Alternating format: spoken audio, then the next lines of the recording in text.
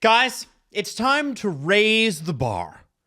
You know, instead of a mid-level shave by somebody who doesn't know what they're doing, how about this? The new Chairman Plus electric foil shaver by Manscaped, placing the power of a barbershop quality shave in the palm of your hand. The Pam? The Pam. Pam. Plam. Whether you're suiting up for the boardroom or getting ready for a date or setting the stage for cuffing season. Actually, the end of cuffing season's coming up. You're not setting the stage. I was like, you're first of ready all, to exit stage cuff. You're off. Yeah. Second of all, I don't know I think we're too old to say cuff. No, we're not. No, we can talk about other people who do it. Oh. We're allowed to reference the season. We just can't be like, hey, it's cuffing season. Ooh. I'm a part of this. Oh, okay. Yeah, You know what I that mean? made it way worse. Right? Yeah. See? Okay. The Chairman Plus delivers professional-grade performance tailored to your style. It's luxury reinvented for the modern man who demands more. And if you're ready to step up, join the movement trusted by over 12 million men, including the 3 at this desk. Visit manscaped.com now and use the code DANGLE for 20% off and free shipping. That's manscaped.com. Use that promo code DANGLE. Remember, it's your balls and face too. 20% off and free shipping.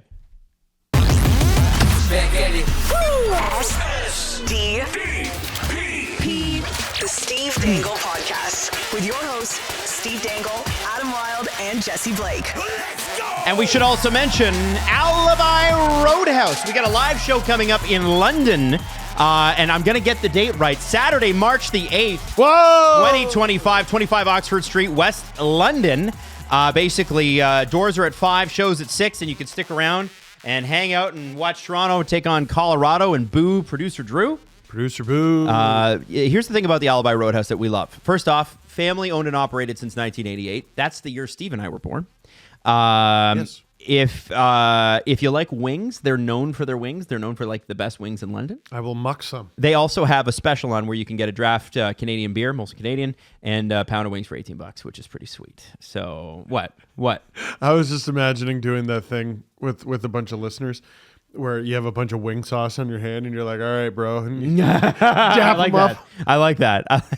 No, okay, Jesse, Steve. Yes. Best wing flavor, go. Honey garlic. That's an easy one for me. Honey garlic. I is good. don't tend to stray a lot from honey garlic. Do you do Korean barbecue ever? Because it's got a sweetness to it. Yes, sometimes. that is also good flavor, but I would rather honey garlic. Honey garlic. Yes. Steven, I don't know if you got to overthink it. Like buffalo is pretty king. I'm with you on that. I do like a dry rub though.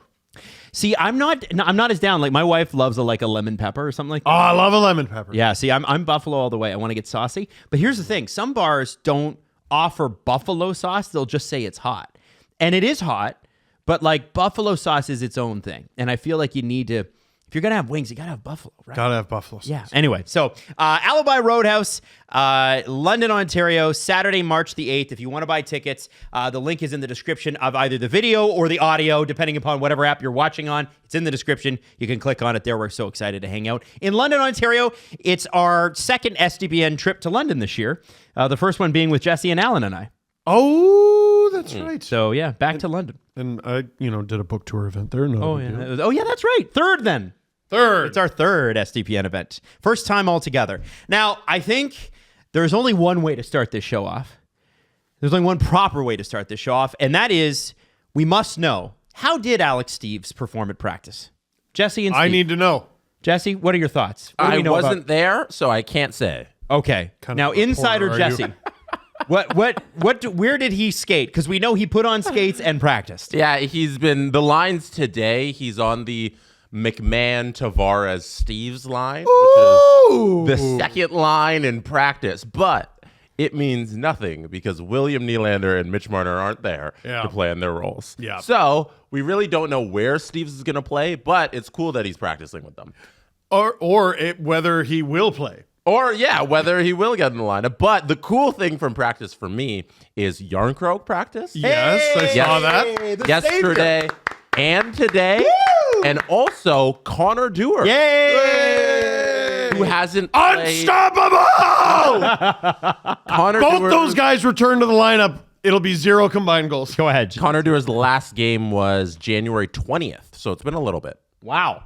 Yeah. Wow. Hey, that's like a full month ago. The Right around when the Yarncroke thing is significant. Oh, it definitely is. For the home stretch here for the Leafs. That changes the deadline if they have a healthy Yarncroke. They have 7 games between now and the deadline. You'll know by game he 3 or fits 4. in. You'll know by game 3 or 4, essentially what you have. I mean, you have to. We'll see. You have to. I'm excited for Lane Lambert to have a new toy to play with on the PK. Because that guy, he might be the only guy who takes the Leafs more seriously than me. What, Lane Lambert? Yeah, I look He at does him have and laser eyes. I'm like, calm down. Lane, that's enough. You're working in the NHL lane. It's got to be fun at some point. Yeah, climbing all over the bench. I love it. Is I that love what it. you're excited about? Yeah, no, I don't know. Because there's something, he's not well adjusted. And I'm like, I like that guy. I see Lane, myself in You him. can relate Lane to Oh, him. yeah. Okay. No, he's not well adjusted at all. I'm like, that's my type of guy. I guess you can't be normal and work for Lou Lamoriello. No. You know, I think you got to have a couple, like Patrick Waugh. You got to have a couple screws loose. Patrick Waugh and Lou Lamoriello. It just, I get it. Yeah. No, I assume Lane's a big ball of fun. Yes. Yeah. Yeah. I think it's going to be great to have Callie back, and it's not because I expect him to come in and drop a bunch of goals and our scoring king has returned and whatever. The Leafs are going to have 6 guys that cross 20 goals this year, and depth scoring though is still supposedly like an issue, and it is an issue, right? Like there is very clearly the guys who do and the guys who do not, and it's like the guys that do not don't ever. Don't. Yeah, it's like nothing. It ain't like 7 goals. It's like 0 goals. So if Callie Yarncroke can come in and say score 5 goals between now and the playoffs, that will be great. That would actually put be him- such an enormous help. That would put him behind Bobby McMahon for like 7th in team scoring. Because like the all the guys scoring 20 goals thing, it's kind of skewed because it's the core we want to, including Nyes and then McMahon. Like it's really no one. Yeah. It's the guys we expect, and then McMahon joins the crew. Yes. Hey guys. Hey. We're the same. Me too. You need more than that out of this. Yeah. Yes. Yeah. And so And listen, the decor doesn't score either. Yeah, that's bad. I'd love to see if Yarncroke can win some faceoffs. I think he's probably a better winger. I think you have to play him at center just to see. I agree. I think you got to try. And then once you kind of go, okay, that's fine. If they end up still having to make a move for center at trade deadline, which I still think they should, wouldn't it be cool if they had Callie Yarncroke and a center? Well, Like that would be cool. look at it this way, Adam. Is the center situation right now okay to go into the playoffs? Like right now. Right now? Is it okay to go into the playoffs? No. No. Objectively not. Right, which means you're one injury. Like even if you figure it out with Yarncroke, you're one injury away from it being very not okay. Right. Like not even sort of okay. Yeah. No. So you got to do it. Yeah, I think they still have to make a move regardless. Now, I want to say something. So Tankathon, which is a website you should check out, measures a lot of things, and they're measuring strength of schedule. For the remaining schedules for every NHL team, who's got the hardest schedule left in the NHL? Please say the Leafs. It's not. Oh. Someone who has had nothing right go for them. Buffalo.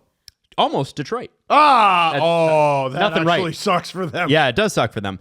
The Toronto Maple Leafs have the easiest strength of schedule according Get to out Tankathon. of town. So this is kind of great because you're bringing guys back from injury. They have had, like, frankly, remember November and how easy that was? And then December was like you're playing every night of the week. Yes. And especially for you, Steve, having to do LFRs every night of the week. It was great. But I look at if that's the case, that's kind of a nice way to ease a guy like Yarncroke in.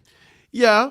Also, counterpoint, it's the Leafs, finger guns, and just because the schedule is easy doesn't mean they're going to make it that way at all, even kind of. Because they kind of play to the level of the game that they're in. If you told me they had the hardest, I'd be like, yes. Okay.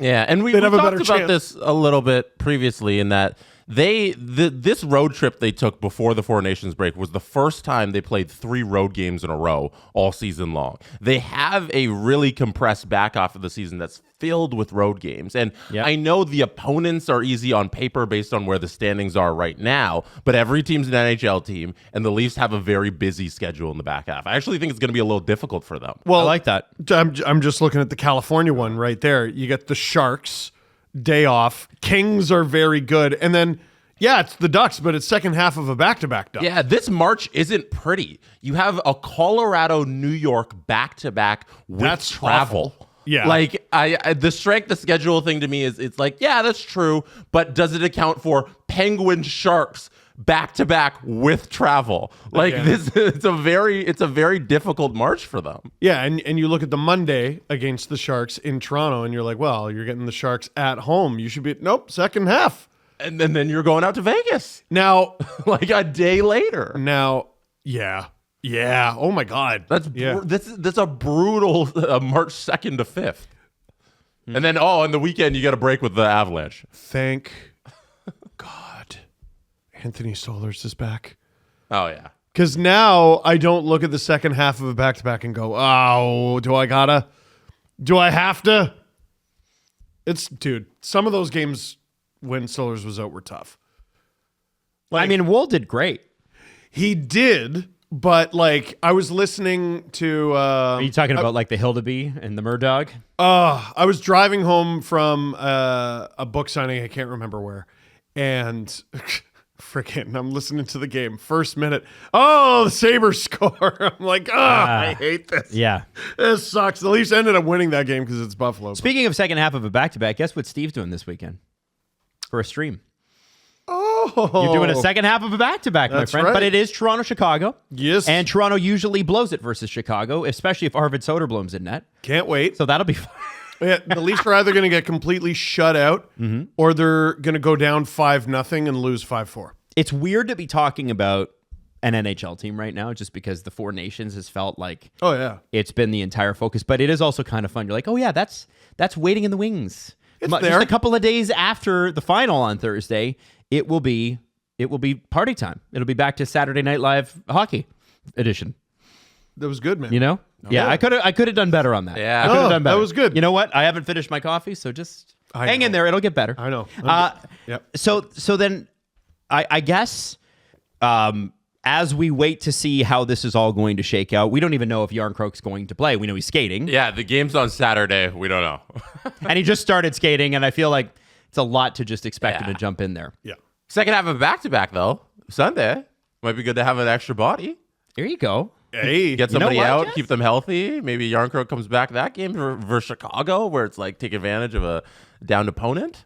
You know what I think would be very fun? Is if they ruin the trade deadline first game back from the Four Nation face-off. In what way? Nah, we've been talking for 2 weeks. Let's just make all the trades now. No nail way. them all. No way. Why No not? way. Why not? Because there are not enough sellers yet. And the sellers that exist are going to be like, yeah, I could make this deal now, or I could hold out and get more. Ooh. Over the next 2 weeks, do we get a statement that is essentially, here's why we're going to be bad? And here's why it's going to be good that we're bad. You mean like a New York Rangers one? Yes. Where they apologize to the fans? The Leafs did that about 10 years ago. Well, like some teams are going to have to get cheeky. Okay. And maybe sell and then still try to make the playoffs. It's happened. Oh, for sure. It's happened. Yep. The Cardiac Flames about a decade ago. Like it does happen, but there are some teams that are going to have to make business decisions here. Well, the West seems a little bit like, okay, there's a little bit more of a spread. I'm going to start with the West. Currently in the wild card, this is how goofy the West is this year. Colorado's the first wild card team. Yeah, that tracks, though. But They've had a weird year. They have, but it also speaks to how great their division is. Now, the Canucks are in the second wild card spot, far behind the Colorado Avalanche at 63 points. So 68 to 63. They're more likely to get a Pacific Division spot than they are to get top wild card. Yes, 100%. 100%. And then you've got the Calgary Flames at 60 points. You've got Utah at 57, St. Louis at 55. I think if you're at this point 6 to 7 points out, this is where I don't like the NHL point system. Because you know, everybody's like, well, it creates more parity. I don't actually agree with that. I think what it does is if you want to climb, it slows your climb. Because a bunch of teams can lose their way to a bunch of loser points. Mm-hmm. And I think that sucks. Well, they're trying to make it so that you don't tank. Right? Well, because it's harder to climb. Cool, man. Good luck with that. I How know. did that go last year and the year before? It, again, like we talk about the NHL and everything as like an entertainment product. But again, I think at your core, you're a sport. Yeah. You're a sport, right? Like we're competing here. Yeah. And we want the good teams to be rewarded for being good and the bad teams to not be punished, but not get rewarded for being bad. And that's exactly what we're seeing here. And it makes the games tight and fun. Yeah, but as long as you acknowledge that it's artificial nonsense. Yeah, that's fine. I mean, listen, if we're going to say teams like St. Louis, which are 5 points behind the Flames, 8 points behind the Canucks, or the Anaheim Ducks, who are a point behind the St. Louis Blues. Who has the most loser points? Vancouver is up there. In the West, it's Vancouver. Actually, in the league-wide, it's Vancouver. They have 11 overtime losses. That's crazy. Yeah. So their season could look a whole lot different, right? Because, OTLs it's one goal. So let's say they only have one more for the rest of the season. You're going to have 6 wins worth of losses. Yeah. Yeah. So that sucks. So are we looking at the Ducks and Kraken seriously as though they're in this? And they're not. No. We're not. They're not, right? So you have to look at, I think, everybody from St. Louis onwards. I don't know if St. Louis believes they're out. And of course this can change, but even points percentage, the Ducks have a better points percentage than the Blues. I think the Blues should sell. We need to find more established sellers. And I think we'll look at the Eastern Conference, and this is where it gets a little harder. Jesse, if you can move up there. Thank you, sir. As you see, the Senators 62, the Red Wings 61. Those are your wild card 1 and 2. And then you got Columbus at 60, Boston at 60, Rangers at 58, Islanders at 57, Canadiens at 55, Penguins at 55, Flyers at 55, and then the Sabres at 49. So the spread there is just a lot thinner. And if you're the Flyers, right? It feels like the playoffs are super far away, but then you also look at it like, well, we're only 6 points out. I know. No one's completely out of it, but You can't look at it like that. You gotta, it's starting to look more like it. I'll tell you who is. I'll tell you who is looking at it like that. And this is frustrating because they're stubborn as hell and somebody's holding on to their job for dear life, and that's Lou Lamoriello and the New York Islanders. Oh, that is not what I thought you were going to say Dubas for sure. They are no. I don't think. No, I think Dubas knows what they are. I think the Rangers are going to make the playoffs. That's what I believe. The New York Islanders were on an absolute tear before the break, and then lost 2 straight. And we'll see what happens when they come back. But the Islanders are a team that's like, no, we will not sell. We're going to re-sign Brock Nelson. La la la la la. Sure? Well, that's what is being reported on the island, right? Which is obviously coming from somewhere within the team. And I'm sure that's Lou approved, because if you speak out of turn in a Lou Lamoriello organization, you're dead. But I think the Canadiens, the Penguins, the Flyers, the Sabres probably to some degree will sell. Like, do the Canadiens sell David Savard? Penguins are obviously selling. Flyers, I don't even know if Flyers and Sabres, I don't even know if there's anything to sell at this point. Like, you could trade Cousins, but that's a hockey trade. It's not a sale. Well, how about this? With the cap going up, why don't we do some hockey trades?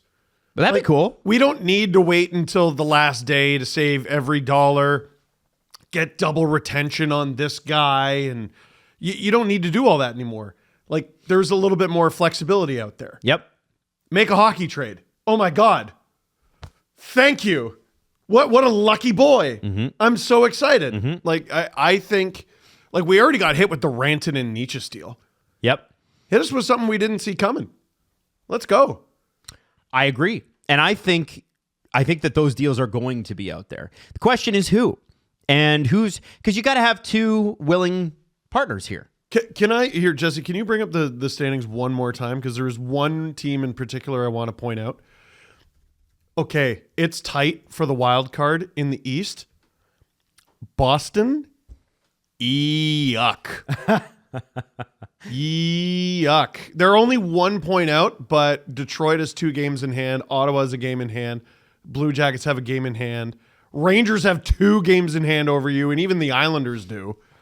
Yuck. I don't know. They got some business decisions to make there. What do you think? Do you think, like, Brad Marchand's, I thought he's had a pretty good tournament for Team Canada. He is the captain. Getting better. He is 35. Yep. He is on an expiring contract. Yep. Anyone not named Brad Marchand on the Boston Bruins is getting traded. You think so? We're talking about him the same way we talk about Brock Nelson. But Why wouldn't we? is Brad a guy that they actually consider looking at? I don't even know how Bruins fans feel about that. I feel like they'd be upset. I mean, either you sign him to an extension for the rest of his life, Yeah. and he's a Bruin for life, and you make sure of that, or like this is when you trade him. What do you think his value is going to do next year? Go up? Oh yeah, the deeper you get into your 30s, the more people want you, for sure. Does he sign in Colorado, and then when Sidney Crosby arrives, they have the full Nova Scotia connection? Oh my God. Oh my God. The old men from Nova Scotia? Does Nova Scotia have a provincial anthem? I'm sure they do, actually. Is it Barrett's Privateers? It probably is. I don't know. Something by April Wine, maybe. I don't know. Yes. Halifax band. Just throwing that out there. Perhaps. Oh, no, I've seen Trailer Park Boys. Huh? I can see a future where the Boston Bruins race for the playoffs, barely miss it, and then Don Sweeney gets fired.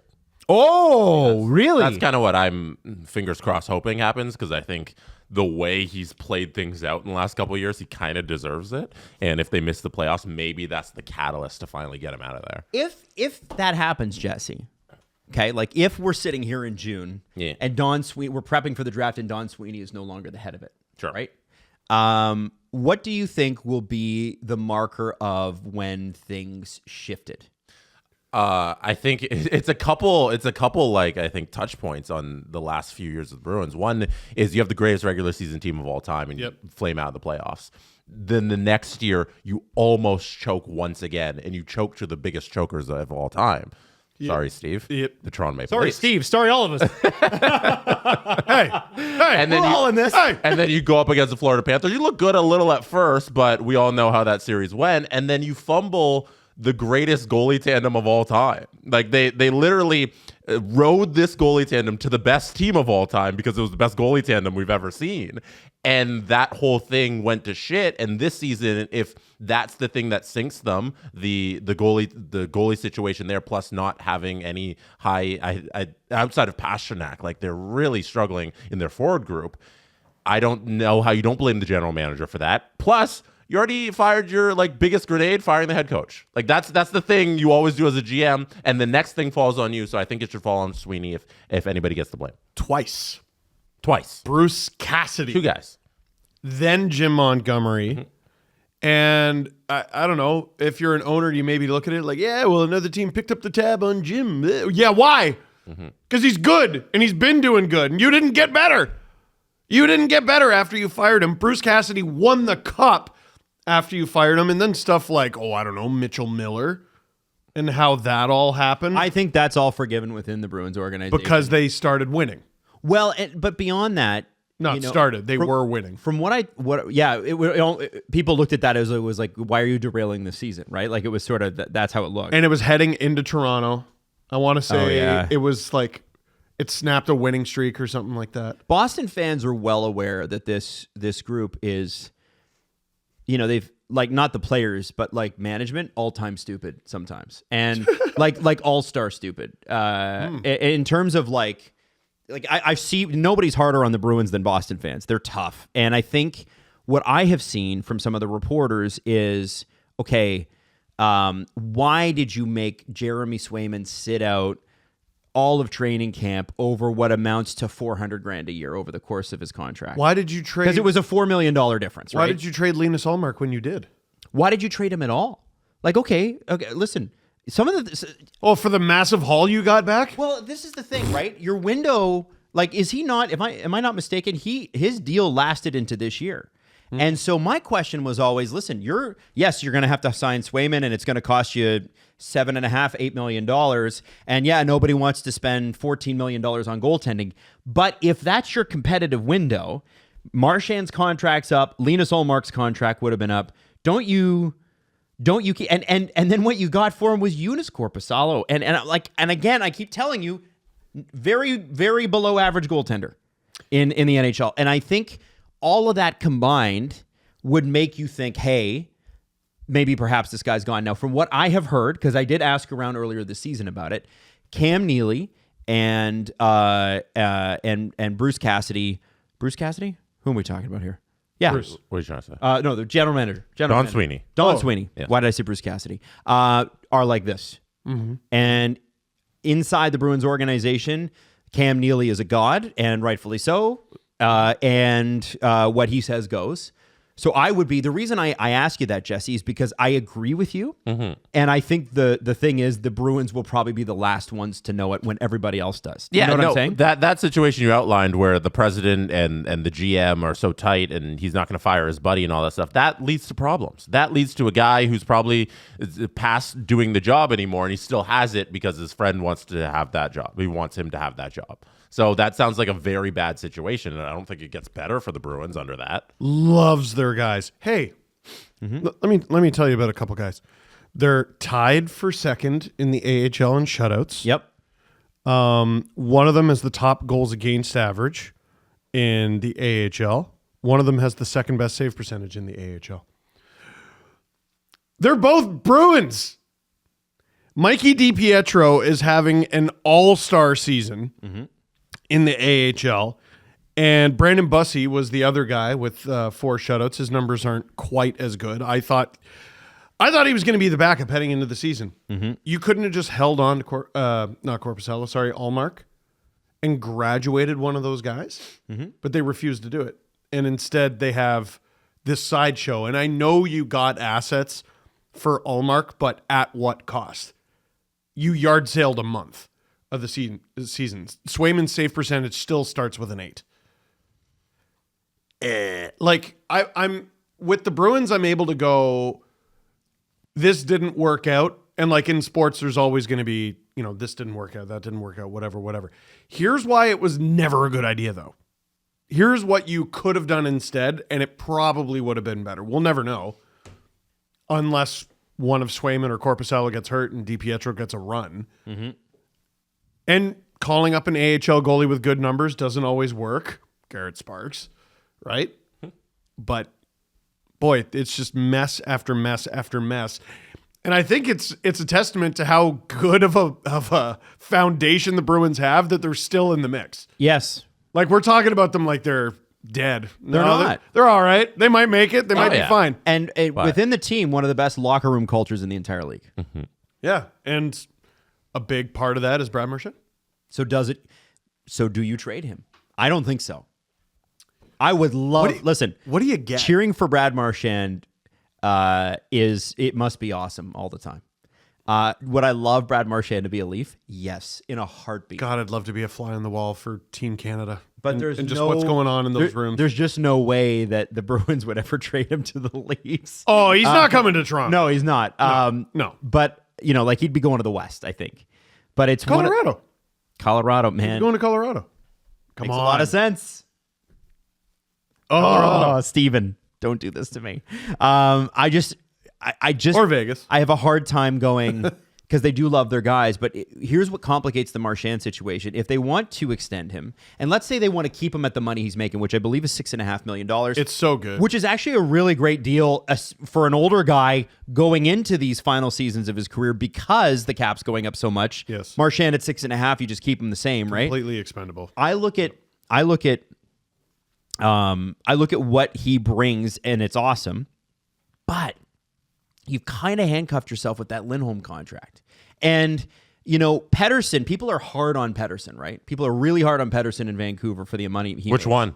The higher paid Elias Pettersson, because there's 2 Elias Petterssons in Vancouver. So the higher paid one, they're very hard on. Would this be the first ever Elias for Elias trade? It might have been. Well, no. I'm what not you're saying trying it to would make that trade. I say Elias. I don't think Vancouver wants Elias. No, Lindholm. I don't think they do either. I don't think Boston wants Elias Lindholm. I think that contract's an anchor. And can you have both Elias Lindholm and Brad Marchand's deals while Brad is declining and Elias has fallen off a cliff production-wise? Because he's got, 30-something points in 50 games? Like that, 57 games is not good. This is. I mean, it feels like we say it every year, and this is probably the first year that it's true. This is just kind of a line in the sand season for them. You got to choose what you are going forward. 29 points, 57 games. Yeah. Like, you can contend for like a while here. Like, you can be a wild card team. You'll be in the mix. And if Swayman's better next year, and he will be. He will be 100%. Then you're guaranteed a playoff spot. I think that's a stretch. You think so? Not guaranteed, but like, you still got again, you'll be in the mix. Yeah, sure. You'll be in the mix. Do you want to be in the mix with Detroit? Yeah, but if you think that, yeah, like Detroit, I think is going to be has a much better future than the Bruins. And if you want to call that deal like a boat anchor is holding back the team, it's in year 1 of 7. I know. Like, you're not getting better from this point if it's already bad. Yeah. They're not devoid of prospects, though. Like, this isn't, I hate to keep picking on them, like a Pittsburgh situation. Mm-hmm. Do you hate to keep picking on them, or is it true? No, you hate to keep picking on them. I hate it. I hate it. Winky. I look at it a little bit more like Washington, where I'm like, okay, well, there's pieces there. Mm-hmm.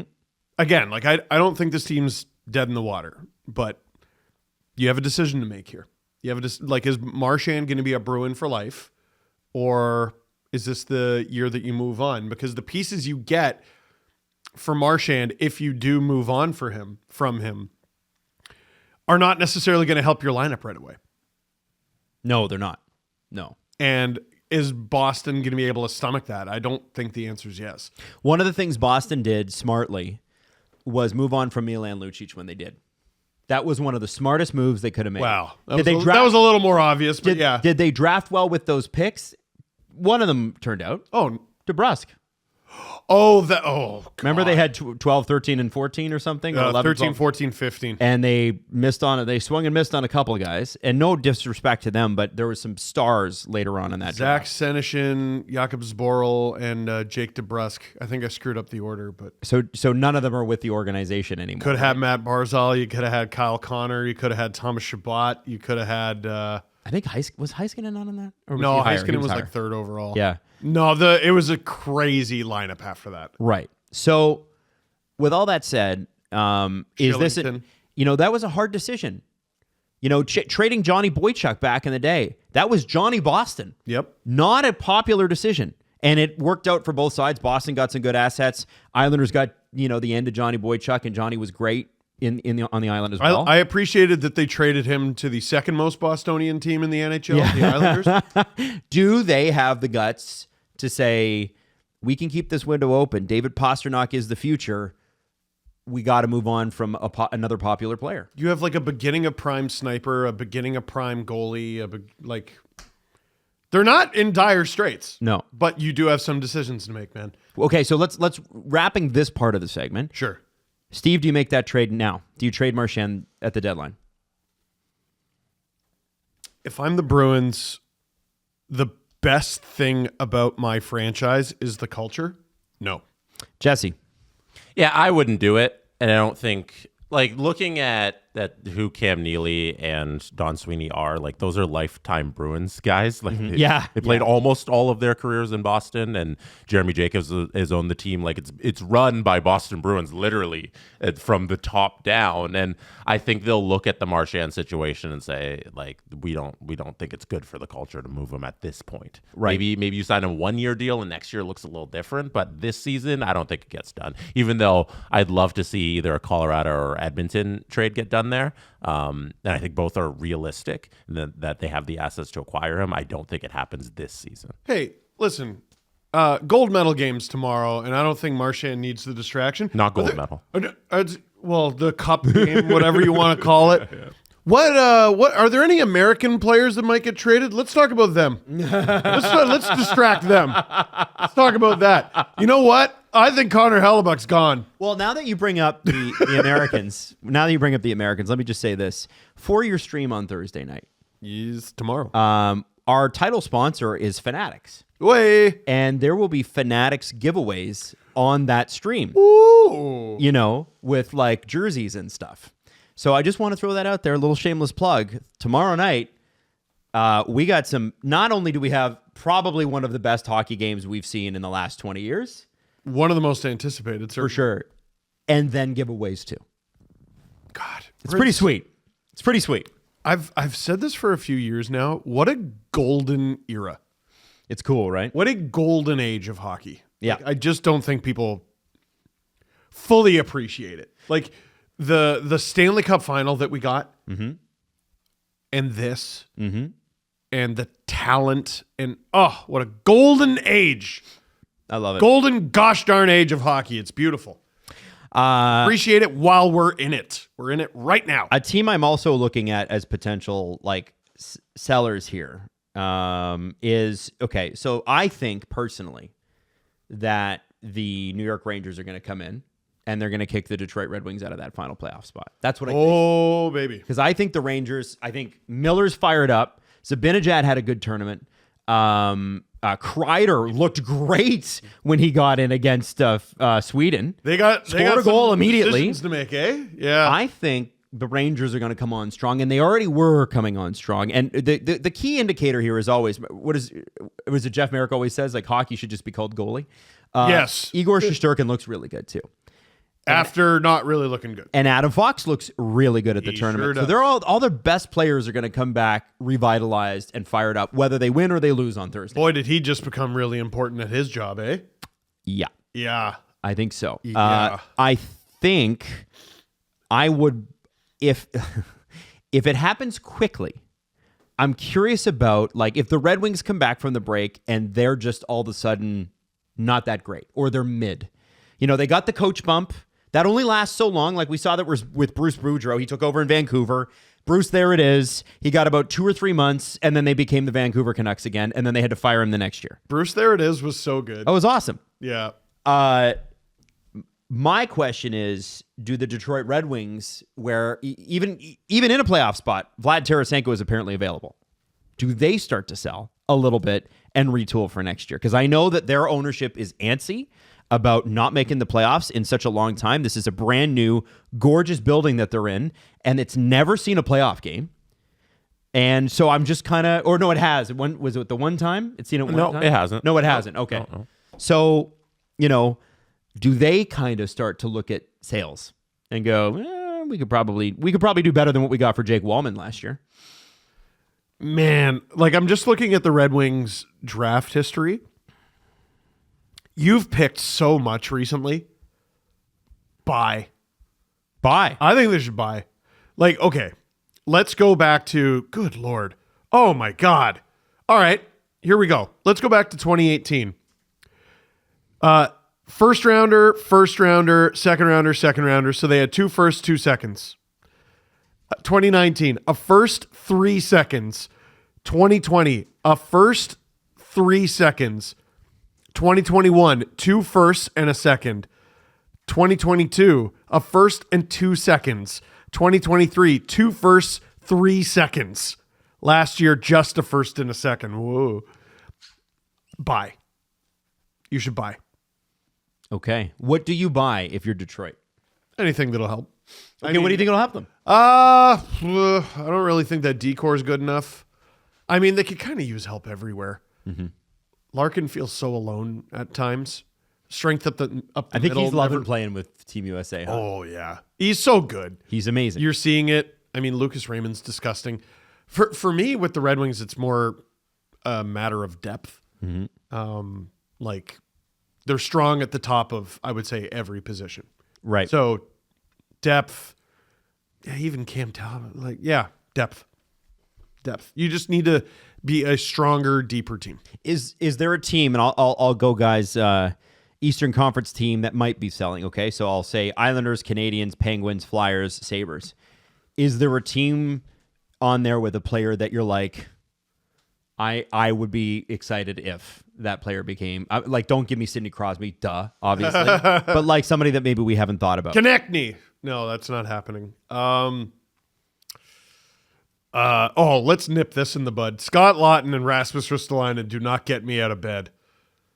Why is there a need? Like, I don't know. Do people watch Scott Laughton and Rasmus Ristolainen? Rasmus Ristolainen has been a lot better. Okay. Under Torts. Got it. Scott Laughton doesn't play center much.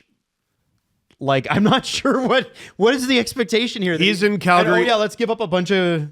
He's approaching Calgary Flames territory. Like, you're going to get banned. You're going to get banned, Scott. Until he's in an actual trade. It's like the Flames. Mm-hmm. They're in on the Leafs. Oh, it's going to be with the Leafs. And then it was never. And then they were banned. So not Laughton. Penguins don't like. Bunting's kind of interesting if they're willing. Mm-hmm. They got to have players to play for them next year too, right? That's the thing with the Penguins. Yeah, Buffalo, I don't understand. I don't understand that organization. Mm-hmm. They don't really have anyone I want that they'd be willing to give up. They extended Zucker, did they not? They did, yeah, because Zucker is a really good locker room fit there. He likes being there. He's also been moved around a lot. And then like Dylan Cousins being available, just throw JJ Peterka in there. Why not? Give me Devin Levi. Give me what's Owen Power up to? Right. Yeah, I don't understand any of that. Jesse, anybody? Not a lot of exciting stuff out there. In terms of what? Well, okay, so you're a general manager. You don't have to be the Leafs general manager, but from the sellers in the East or in the East. And we're looking, I'm going to include the Islanders in this, although they're bound and determined to say that they're not selling. Islanders, Canadiens, Penguins, Flyers, Sabres. Is there anybody that, under the radar, you'd be like, that'd look real nice in a playoff team that doesn't get a lot? Yeah, but which team? Well, it's like... All right. So here's a guy. I'll get nuts. I'll give you one. All right. Boring answer, but I think would be spectacular in the playoffs if we ever saw him in the playoffs again. John Gabriel Padjo. Good answer. I think all the good answers are Islanders. Perhaps they're talented. I don't know. Padjo, Brock Nelson. You want to get nuts? You know what's feeling like less and less of a fit? Let's get nuts. Matt Barzal. Shut up. I know he's had an injury-plagued season. I'm not even saying for the Leafs because that's obviously not going to happen. Yeah, no, yeah. Although Lou, I don't think Lou hates the Leafs anymore. I think, Brad and Lou. Yeah, but I think he hates John. Oh, okay. Yeah, which I still don't really understand everything that's happened there. Drama. But, he's been, okay, yeah, you were our offense forever. He's had an okay season when he's played. He hasn't played a whole heck of a lot. Is that marriage something they want to explore? I don't know. Or rather divorce, I guess. Something they want to explore. I don't know. Let's get nuts. If we're going to do this, let's get nuts. Everything feels possible now because of the salary cap. We got to get out of our 21, 22. Well, I would even go like 18, 19 through to last year where creativity just went to die. Like it was just money laundering. That was the extent of the creativity in the NHL. Let's get truly insane.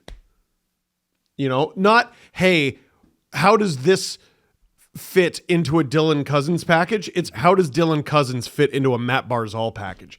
Now we're cooking with gas. Let's friggin' go. That's what I want. Okay. I think it's possible. I like that. Maybe you've lost a little hair. Maybe it's from sports watching. Homer Simpson pulling out his hair. Yeah. For each baby. Yeah, for each kid. That's how he went bald. Tracks. Well, it doesn't mean you can't find it again. Just because you lost it doesn't mean it can't be found. And with Hims Hair Loss Solutions, you'll be joining hundreds of thousands of subscribers who have found their hair again. Hims provides you with convenient, quality access to a range of hair loss treatments that work all from the comfort of your couch, which is great. The process is simple, 100% online, and there are no uncomfortable doctor's visits, and no insurance is needed. Hims also has hundreds of thousands of trusted subscribers. And the great thing is that you can do chewable, oral, spray, serum tournaments. There's a whole bunch of different ways. Now, Steve, would you order Hims from the same couch where you watch all Leafs playoff games? Honestly, probably. There you go. That hasn't brought you any luck, but hopefully this will. This I guess. See, this is scientific. I even switched couches and houses. Didn't work. Start your free online visit today at hims.com/STP. That's HIMS.com/STP for your personalized hair loss treatment options. HIMS.com/STP. Results vary based on studies of topical and oral minoxidil and finasteride. Prescription products require an online consultation with a healthcare provider who will determine if a prescription is appropriate. Restrictions apply. See website for full details and important safety information.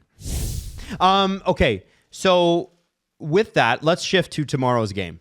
And again, as we mentioned, Steve will be streaming this. Fanatics is our title sponsor. We're very excited to have them aboard, and there will be some giveaways for you. Pew, pew. Name the thing for both of you that stands out. Like, I know the game stands out and it's exciting, but if there was one part of the game, Jesse, that you're looking at, you're sitting down to watch, that's like, this gets you the most excited? What is it? The part of Canada USA that gets me most excited. Yeah, in this matchup, right? Like, last time it was, there's the politics and then we ended up with the 3 fights and whatever. What's the thing about this game, the theme that you're like, shit, I can't wait to see this unfold? I guess it'd be the high-end forward groups that are going head-to-head, because I think the coolest thing about the tournament is that nobody on the team should be on like a line lower than 2 on an NHL team. Yes. It's insane that the NHL has formatted this where we have 2 superstar all-star teams going head-to-head and playing competitively. The level of hockey we're seeing is better than NHL hockey, and I've been marveling. Even the Finland games, the Sweden games, like, you can't take away from what they have as well, but you especially see it in the Canada-USA games where everybody out there is a superstar and super talented, and that's my favorite part of watching these 7 games. It's been so quick. Tomorrow's going to feature 12 top pair defenders. Yeah, exactly. Yeah. And that's, I think, is the most special thing is the level of hockey is something that's better than everything we watch from October through the Stanley Cup playoffs. Because even the 2 teams in the Stanley Cup playoffs aren't peak teams. Hockey's not as good as this, there's right? salary caps in place. When you're building these teams, there's so many players and there's so many teams. Here it's 4 teams and you get all of the best players, and that's been the coolest thing for me. Let me give you a hockey answer and give you the real one. Give it. Team Canada has an unbelievable amount of winners. Guys who have won cups, plural. 15 on the roster? Yes. Stanley Cup champions. They've won a cup or cups, plural. If there is an intangible, if there is a real, true thing called the clutch gene, please, hockey gods, let it come out tomorrow, because that is the only one true provable advantage Canada has. The margins up front are razor thin. Margins in the back end are unpredictable and razor thin. Yeah, because Charlie McAvoy is not playing. Quinn Hughes is not available, but he's there. There's so many questions. Apparently, he was getting on a plane last night after Canucks practice, so he will be in the city. But Sanderson will play because there haven't been 2. Canada had 2 injuries, which is why Harley was allowed. Yeah, so he's not gonna play. That's the word, unless he mysteriously slips on some ice and bruises something. There was a meme I saw yesterday. Sanderson, it's like, you know what, Jakes? Can you pretend that you're injured? There was a meme. It was Mike Sullivan. It just says Mike Sullivan driving Jake Sanderson to the rink. And it's Silvio Dante driving Carmela into the woods in The Sopranos. Right. Terrible. But, who knows who's even going to play? The margins are so razor thin. The goaltending is obviously a huge question mark, and that is an obvious advantage that the United States have. So if there is an advantage that Canada has, it's all the guys who have been to the mountaintop and want to get back there again. That's what I'm looking for. Guys playing their best hockey game because that's how they're programmed. They're programmed for moments like these. The real answer, I think Canadians need to embrace that deep down, probably not even deep down, probably right there on the surface, you've never wanted your hockey team to win a game more than this one. Ever. I've been vibrating for 48 hours, and I'm frankly angry I have to wait another day. I want to do this thing. I don't think I've ever wanted the Leafs to win a game this much. I haven't wanted the team that I'm cheering for to win a game this much since 2010 in Vancouver. And that game was more than a gold medal game. It was a matter of national pride. Sochi wasn't like that. Mm-hmm. Sochi was something different. Sochi was, as far as gold medal games go, regular for the men's program. Yeah, it was kind of a boring gold medal game. Yeah, it was. You were hyped for it. You wanted Canada to win, but it didn't mean what 2010 meant. Yeah. I think this means more to Canada than any hockey game has since at least 2010, maybe since 1972. I don't think you can put it ahead of 2010. Oh, I don't know. Yeah, because it's the Olympics. It is the Olympics. Yeah, one of them is the Olympics. Yeah, but in 2010, we were in a very different climate than we are right now. Yes. That is part of it. And I know no one wants me to talk about it, but what are we all just going to stick our heads in the sand and pretend none of this is happening? Yeah. Yeah, but I think it's a little prisoner of the moment-ish to say that it means more than the Olympics. Yeah, well. And Crosby scoring the golden goal. Well, I mean, look who you're asking. Me, in this moment. Ask me later if you want my later answer. Here's my now answer. I want them to win this fucking game. Like, if Crosby scores an OT winner tomorrow, we're not putting it ahead of his golden goal. If Crosby scores the OT winner tomorrow, I'm going to talk an unfathomable amount of shit. Oh, yeah. It'd be so cool. Yep. God, I hope he wins. But on career moments, I don't think we're ranking ahead of golden goal. The other thing if we're not going to know until we know. My Steve will not, or my answer will not be as good as Steve's, but I am very excited for the goaltender matchup because I want Jordan Binnington to make me look like a fucking idiot. He's capable of big games. I know. I saw it. We watched the St. Louis Blues go all the way to the finals. He had a good season last year. I want him to embarrass me. I want to be embarrassed. Connor Hellebuck's capable of bad games. He is. I mean, Drew always says playoff Hellebuck, right? Because Drew watches a lot of Western Conference hockey. He's a Colorado Avalanche fan. Jesse, thoughts? Yeah, he was not good against Colorado last playoffs, first round. It was terrible. So we'll see if that comes out. Maybe Nate can solve him, you know? Maybe. It feels weird rooting for Jordan Binnington, but you got to do it. It doesn't feel good, but we got to do it. Too. Like, and to be honest, it feels weird rooting for Connor McDavid in the best way. Like watching him, I'm like, holy crap, Oilers fans are lucky they get to cheer for this guy every night. I've never wanted Austin Matthews to lose a game so bad in my life. Yeah. There you go. Okay. ALS Action Canada wants to end ALS together. And the way they're going to do that is the ALS Super Auction. ALS Action Canada has the ALS Super Auction. Action and auction. That's right. Very close. And there are tons of great experiences. We kind of talked a little bit about the Big Flame was one on Monday, but there are jerseys. And Jesse, what was the random thing you brought up the other day? It was I saw Leaf socks. Leaf socks. Yeah, like socks for your hockey equipment. I want those. That's so great. Yeah, I think I'm gonna get some. Listen, there's plenty available, and they are actually all available on the Real Sports website, which is pretty cool. So these guys are hooked in with Real Sports. Auction closes February 20th. So as of this recording, that's tomorrow. You can get in on that right now. The link is in the video or the audio, depending upon what you're listening or watching on, but it's in the description. Check it out, and together we can end ALS.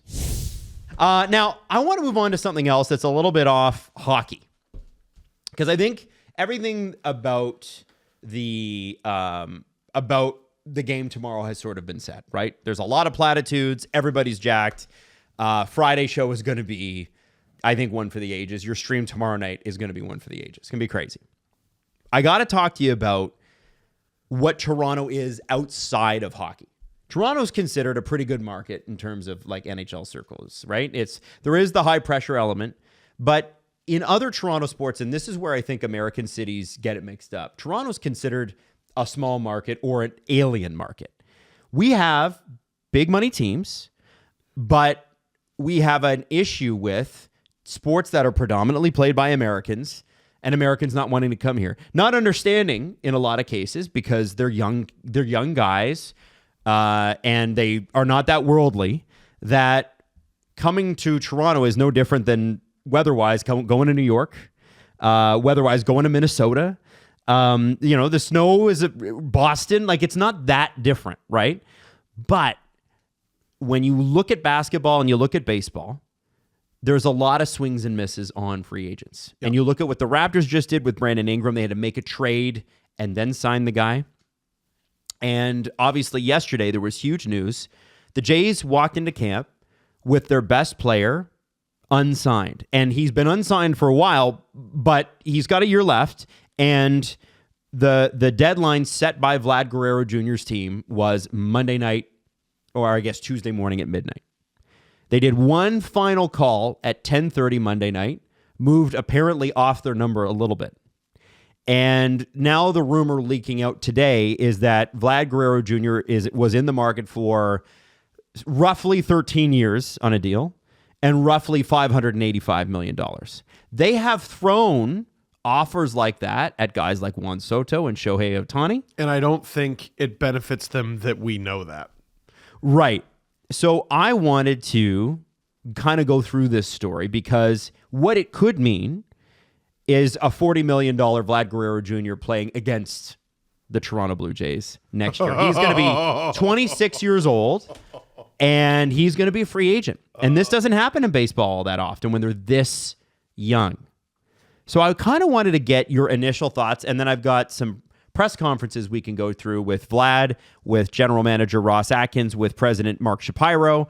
But I wanted to get your thoughts instantly. And Jesse, I know you posted a video about this yesterday. Mm-hmm. Is this... there's some revisionist history happening this morning. Is this, in fact, a good thing? Because... In what way? Well, some people are saying Vlad Guerrero Jr. is probably going to be a DH by the time he's 30. So that's 3 years or 4 years into a 13-year deal. Based on what? And well, exactly. And he's not the best positional player we've ever seen. Fitness has always been a bit of an issue. You talking about Luka Doncic or what?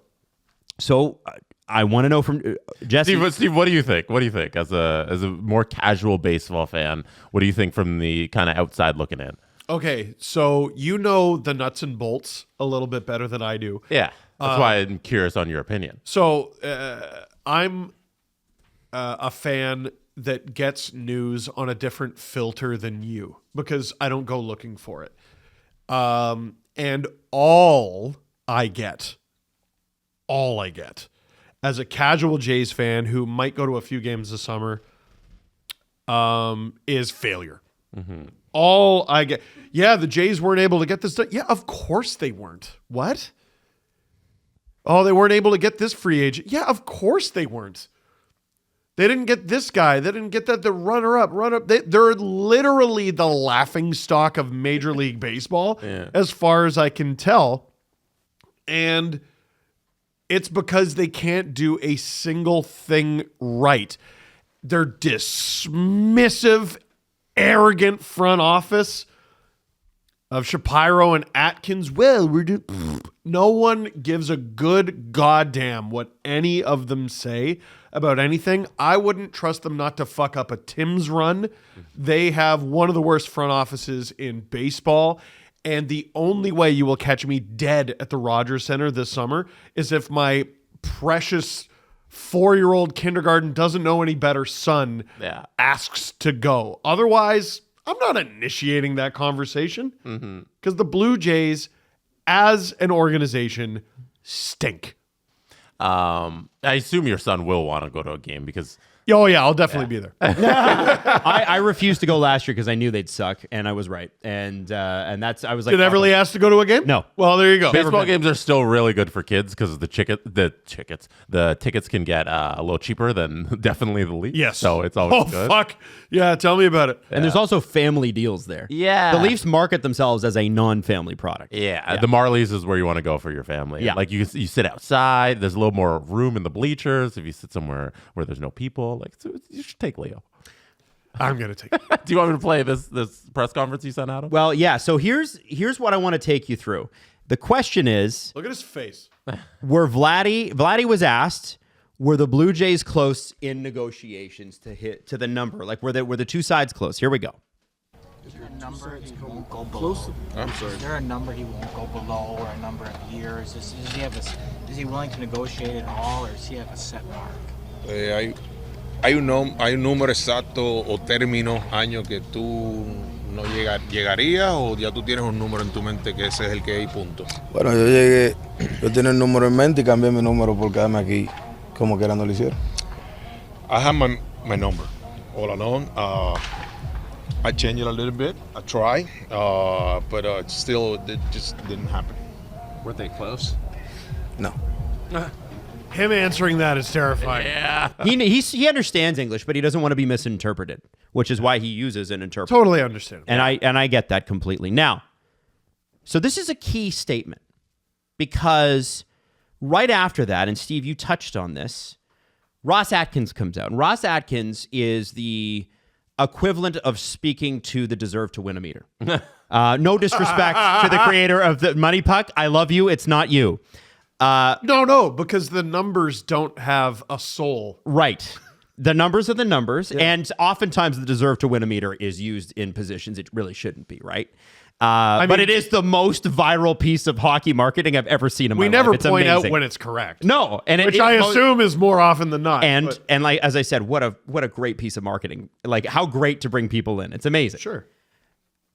So Ross Atkins. If you've never experienced Ross Atkins, Bless you. This guy cannot give you a straight answer about anything, and the reason he can't give you a straight answer about anything is because he's lying. Look at his face. Now, this guy, it's hilarious how this answer is going to unfold because the key statement was, were you guys close? And Vlad said no. Listen to Ross Atkins respond to generally the same question. Ross, how is this front office kind of feeling? What are your thoughts right now, knowing that you guys could not come up with obviously very disappointed. We worked very hard. The motivation is still there. Confident that every thought, idea we had, every dollar that we had was communicated. So, but we're obviously disappointed to not have gotten that done. Doesn't change our desire. We will certainly be motivated and remain motivated.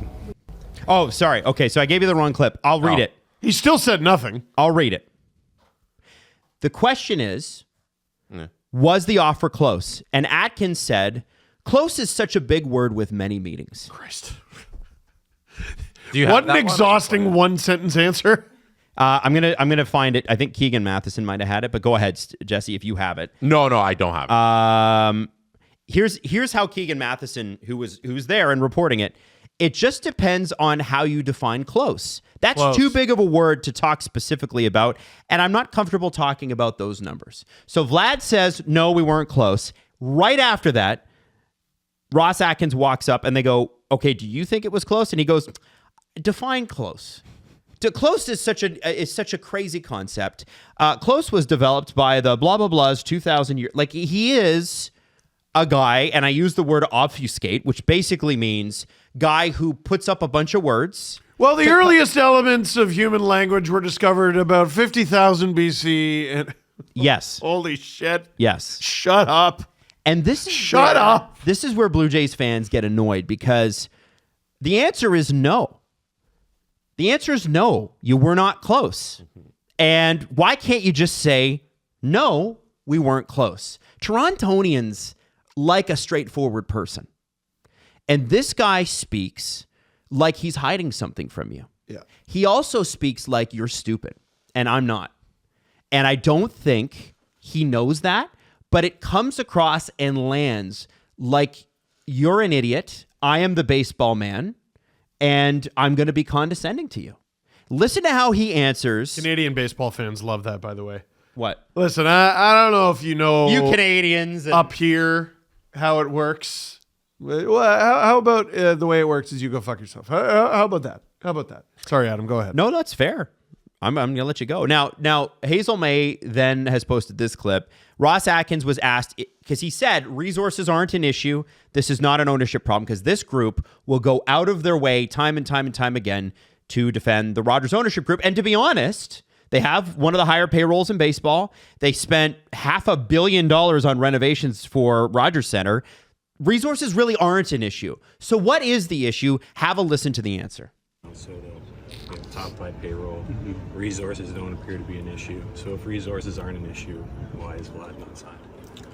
Yeah, I mean, it's every deal, every situation is different, and we always have had incredible support. How you come up with a value and are willing to reach, certain thresholds, you have to stay disciplined to, and you have to stay disciplined to the fact that we are running a business. What would you say to fans who think that you were able to offer a lot of money to Juan Soto or Shohei Ohtani, who did not want to be here, but Vlad did want to be here? How do you kind of reconcile that? Yeah, well, the offers that we made for Vlad would have been record-setting and would have been made him one of the highest paid players in the game. So we were, in our view, very aggressive. Russ, are those Blue Jays records? What records? Yeah, thank you. Would have been one of the Blue Jays records, and would have been one of the highest paid players in the game. Do you look at his value more based on him as a first baseman, or what offense he can bring? Like, what factors do you look at? Because first basemen traditionally haven't gotten. Yeah, he's a great player. We love everything about him. And first base is he's a strong first baseman and one of the best hitters in the game. Certainly top 10, and for someone his age, you could argue top 3 or 4. So what do you get out of that? And I'll give you the answer. Nothing. No, I got something out of that. What'd you get out of that? Out of his first answer. Can you play it again? Mm-hmm. Did you? I think Jesse's picking up what I'm putting down here. Always have had incredible support. No. Here. Go a little in front of that. Value and Soto. Yeah. Top 5 payroll. Resources don't appear to be an issue. So if resources aren't an issue, why is Vlad not signed? Yeah, I mean, it's every deal, every situation is different, and we always have had incredible support. How you come up with a value and are willing to reach, certain thresholds, you have to stay disciplined to, and you have to stay disciplined to the fact that we are running a business. What would you say to fans? Ownership. It's ownership.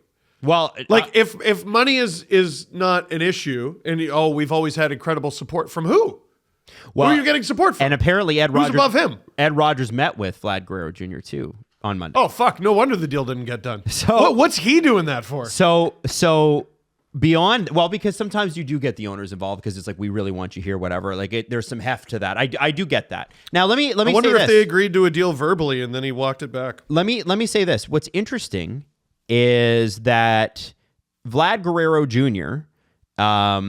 They said that would have been a record-setting contract for the Blue Jays. Yeah. But that's an important one to say. Yeah, that's not a lot of money. The biggest deal in Jays history. The follow-up question should have been, Ross, do you know what inflation is? The biggest deal in Jays history was the one that signed that got them George Springer, and it's $150 million. In today's baseball money, for a superstar, that's nothing. Yeah. And the crazy part about this is they could have had him signed 3 years ago to a long-term deal at probably half the price he's asking now. And they didn't do it. Now, let's hear from Mark Shapiro on this, and I just sent it through to you, Jesse. I don't know if it came through. Mm-hmm. Go pull it up. And I have interviewed Mark Shapiro person to person. I like Mark Shapiro very much. I think he's got a blind spot for Ross Atkins, and we'll see what you think. So why didn't this get done, Mark, given all those things that you just listed off? Because when you go into a negotiation, each side has rationale for a number, and in this case, we couldn't align on a common number that shared risk. Both sides take some on, and a decision from both parties couldn't be found. Vlad said you guys weren't close. Could you maybe give us a general theme? Yeah, I don't know what, there's no such thing as close or not close. There's done or not done. Well, there's close. Maybe describe the degree of gap. Like you said, there wasn't enough alignment. How misaligned do you sense you guys were in those? A lot of progress was made, over the last few days. But again, when it comes to getting a deal done, it's either done or not done. And I'm not comfortable talking about details of a negotiation. Never would be. So what's interesting about this, that close or not close, it's done or not done. These guys talk about every year how close they feel they are. They start every spring training. And then after, and if you go back to the Barrios fucking fiasco where they pulled Barrios out in the 6th inning because their analytics department told them to. And Ross Atkins blamed John Schneider. John Schneider blamed Ross Atkins. And at the end of it, they were like, but we were so close. And that, by the way, as Jays fans, that's why we were pissed. You were so close and you blew it. And so which is it, right? Is it closer? If you're close and you believe in the concept of close, was the deal close or not close? And if you don't believe in that, then don't tell me to start this year how close you feel you are. Don't tell me at the end when you failed how close you thought you were. If the Raptors hadn't won in 2019, I think we would have all stopped cheering for sports.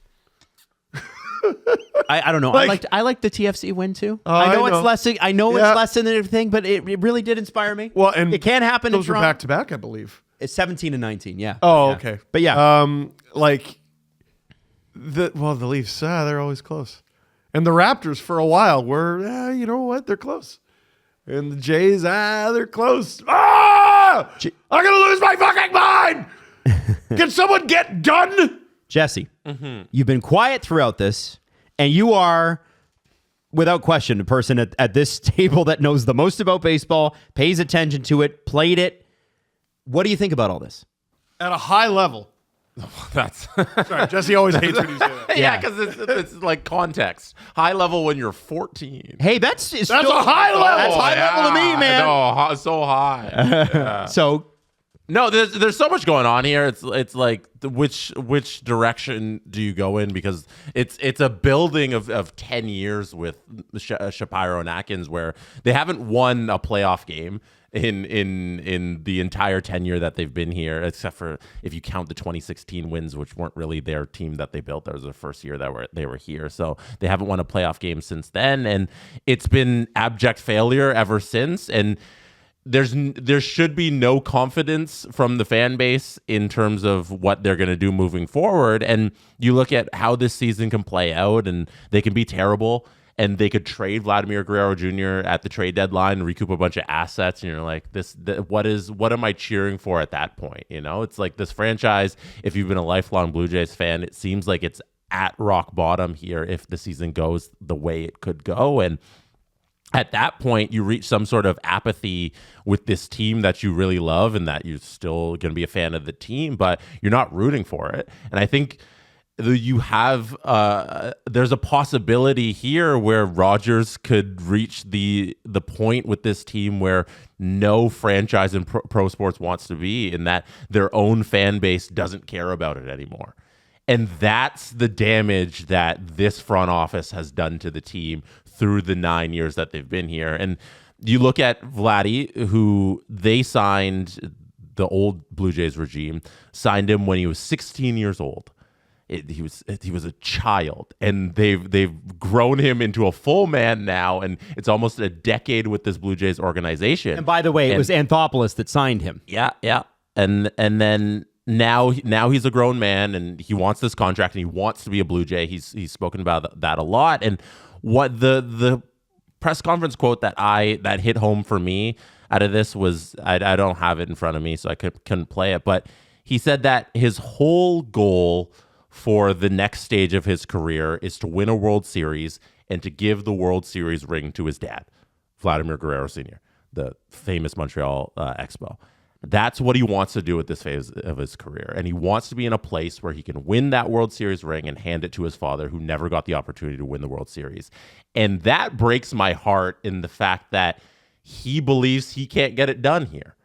You know, if he can't align on the numbers with Shapiro and Atkins, that means he doesn't believe that this team can deliver him that World Series. And that's heartbreaking, because this is the team that grew him into a man. And I think the whole point of running a pro sports team is to make your fans happy through winning or the stars you bring to the table. And like, the whole idea of having Vladdy is to have him on the team, and your job is to get that done. Your job is to build a winning team around him and to have him here as the star of your franchise. And if you're not doing this, then what are you doing with the team? What is the point of you owning this franchise and running this baseball team if not for everything that comes with having your star players and winning baseball games? You're doing neither. How do we move forward here except we all just don't like this team anymore? And it's important to understand too that when the Jays went on their runs in 15 and 16, that Rogers' stock nationally rose because of it. You can argue that if because there's a lot of Rogers stock out there. If that happened again, a Blue Jays playoff run, even a couple rounds deep, could be worth $1 billion in stock. Could be. In baseball, there's only a couple rounds, so like there is only a couple. That's a World Series. If they get to the ALDS, you know? No, but I'm saying like it's not. You build a winning team, you could luck your way into the World Series real easily. Yeah, that's all I'm saying. 100%. You're right, Jess. And so when they talk about we're running a business, when the business has seen its most success is when they're in the playoffs with a chance to win. And I know it's cool that their pitching staff is great, and it's great that they've rebuilt their relievers. And listen, Santander's a good signing. This guy that they got from Cleveland at second base it looks like he's going to be really strong defensively. You still have Bo for this season. Yeah. And Bo has said, I want to stay and play with Vladdy wherever he goes. So they'll look great next to Juan Soto next year in New York. But I think... Oh my God! So this that team might do it. This team might do it for me. I don't know. This team could do some damage, no question. This could be a very, very good baseball team this year. I'm excited about it. I want to see them win. But when you start training camp that way, it felt to me a little like Steven Stamkos a couple years ago showing up at Lightning Camp. Yeah, the difference is imagine Steven Stamkos is 26, and he's like fresh off of like scoring 60 goals or however old he was when he did that. The Jays are running a business. Uh-huh. So are the Leafs, and Rogers owns 75%. So are the Raptors. Rogers owns 75%. So is TFC. Rogers owns 75%. So are the Marlies. Rogers owns 75%. So are the 905. I'm not done. I know. And they own 75%. So are the Argos. Yeah, they're owned 75%. Okay, but no one cares. I think with TFC, no one's paying attention to TFC right now, but you should, because the difference between the Jays and Maple Leaf Sports and Entertainment is Shapiro's the president of one and Keith Pelly's the president of the other. And I know, and you know, and Jesse knows from working under Keith. Keith is so Mark is ultimate patience guy. Well, he signed one of the worst contracts in the history of this country and then left. That is sort of true, but that is sort of true. I can't deny. But that's and then came back, Steve, and got a promotion. And what are we talking about? You give context to people listening who have no idea. So Keith Pelly was the one that advocated for the NHL rights deal to go to Rogers. And by the way, if it's so bad, why is Rogers trying to buy it again? Because they're great and smart. They are. They're right now trying to extend their national rights deal and keep it on Sportsnet right now. Adam, they got murdered on this deal. Well, but this is the key, though. It's not about their media rights. When you own the NHL, you own a bunch of other stuff, and it's good for your wider business, which is why they justify it, right? Yeah. So they would say to you, as business people, actually, that deal worked out pretty good in all of these areas. Maybe Sportsnet Magazine was a bad idea. It was. But, you've got... And the media side of it, they've just cut back and cut back and cut back, and I'm with you. But you got to remember the rest of the business, right? And Rogers keeping that Leafs deal and that Blue Jays, owning the Blue Jays, it's all beneficial to them in the wider part of their calculation. And they are fanatical cost cutters. They are fanatical about keeping prices down for employees, for marketing, for everything. All that is to say that Keith Pelly wiped out TFC's front office, wiped them out, because they've been perennially a highly paid bunch of bums. And he said, we're done here. He did an extremely good job with the European Golf Tour, which I don't expect you to know much about. I don't. And the thing that got the most play over here about what he did was he allowed the golfers to wear shorts, but more profitable than ever before, which is why he got the job here. And I think where Mark Shapiro drives us nuts, because he's like Mr. Patience. And I'm fucking out of patience. You've been here 10 years, buddy. Fucking get it done. Keith Pelly just got here. Give him a chance. Oh, for fuck's sake. Don't tell him that. No. You're going to fire him up again. No. That's why I said it. He just wound up the wind-up ball. And I would say this, too. When it comes to the actual Blue Jays themselves, in basketball and in baseball, the Raptors and the Jays have to overpay free agents, right? They do. Mm-hmm. Why wouldn't they overpay a little bit a guy that wants to be here? That's what I don't understand. Even if the deal is a disaster in half a decade, who fucking cares about half a decade from now? Do it. Who cares about who cares about 2030 right now? You got a window right now. And listen, you can go out and you can bid against 30 other teams. I can guarantee you Steve Cohen is going to offer more money. I can guarantee you Fenway Sports and Entertainment is going to offer more. The Mets did say, I think Steve Cohen came out and said that a bunch more long-term contracts on the books wouldn't be good for them. So the Mets probably won't be in on it. The boogeyman team is the Red Sox, who Vladdy has talked highly about before, right? And that there are rumors about he wouldn't mind playing in Boston. So that's the team. So then he comes back and he plays in Toronto like 30 times a year. Yep. This is the thing. It's such a gigantic self-owned by these dweebs. Like, if you let him walk and he signs in Boston, you're going to have a security detail. You're not going to be able to live here. It'll just be business as usual for the Jays. We had a fun that was fun at the end of the 2010s. We had a good 2 seasons. Yeah, and that was fun. 2021, the bubble one where they were playing in Buffalo and they almost made the playoffs. Yeah. That was a good. That was fun. That was a good little season. And that was fun. Nice surprise. The right? loss to Seattle wasn't fun at all, and it's been awful. The Jays I grew up with. Yeah. Take me out to the ass beating like every single fucking game. Never mind. Roger Clemens is pitching tonight. They actually have a chance. Yeah, Roy Halladay. Yeah, that was good. Take me out to the ass beating. Take me out to the ass beating. Yo, listen. This could be a great year to be a Jays fan. 60 losses by June. I'm worried about November. Because when he goes... because that's going to be the talk all year. When he goes, the depression is really going to set in here. And I think it'd be ugly. And don't worry, I don't know what kind of damage that does. Don't worry, there's always the Leafs. Jess? I'm at it just at a loss to understand what the purpose of this team is right now, because they seem to be very directionless. And, the obvious thing is you sign your superstar to a long-term deal. Who cares about the money? And I don't know why they just don't do it. I'll tell you what the purpose of it is. They're running a business. And here's what they're counting on. Mm-hmm. You stupid fucks are going to show up anyway. You clowns, you blithering idiots, you rubes, you marks, you easy marks. The ticket prices will not drop a dime. They're not going to spend this money. They're going to give you a couple little signings here and there and make you feel like they're doing something. They are not going to spend the money, and they're counting on you going anyway. Which means you have to hold up your end of the bargain here, which is teach them a lesson. The only way, literally the only language these guys understand. Billionaires don't speak English. They speak money. Right. It's the only thing they're going to understand. Stay away from the Rogers Center. Damn.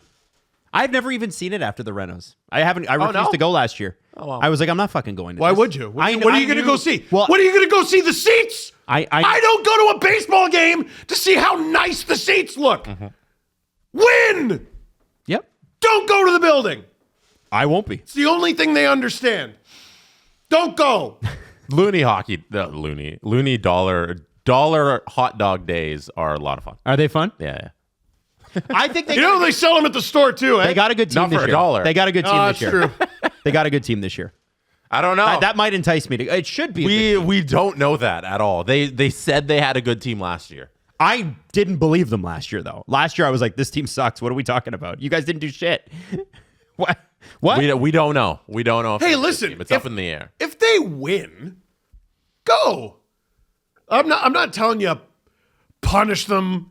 Punish the players. Yeah. Yeah. No. Oh, yeah. No. No. Yeah. Well, if they're winning and you're not going, at that point, you're punishing yourself. Yeah. Right?